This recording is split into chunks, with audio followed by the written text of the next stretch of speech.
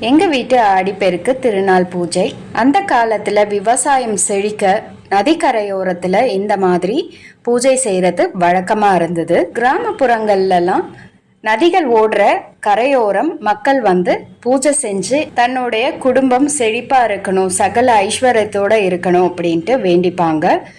புதுசா திருமணமான தம்பதியர்கள் ஆற்றங்கரையோரமா போயிட்டு பூஜைகள்லாம் செஞ்சு தாலி கயிறு மாத்திக்கொள்வாங்க.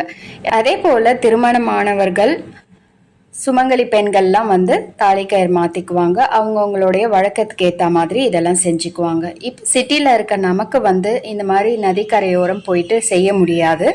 அதனால வீட்டில் எந்த இடத்துல நீர்நிலைகள் இந்த மாதிரி இருக்கோ அங்கே செஞ்சுக்கலாம். நான் என்னோட வீட்டில் இந்த கிச்சனில் இருக்க சிங்க் கிட்டேயே நான் பூஜை செஞ்சுட்டேன். மங்களகரமான பொருட்கள் வாங்கி வச்சு பூஜை செஞ்சு இன்னைக்கு ஆடிப்பெருக்கு திருநாளை நான் கொண்டாடிட்டேன்.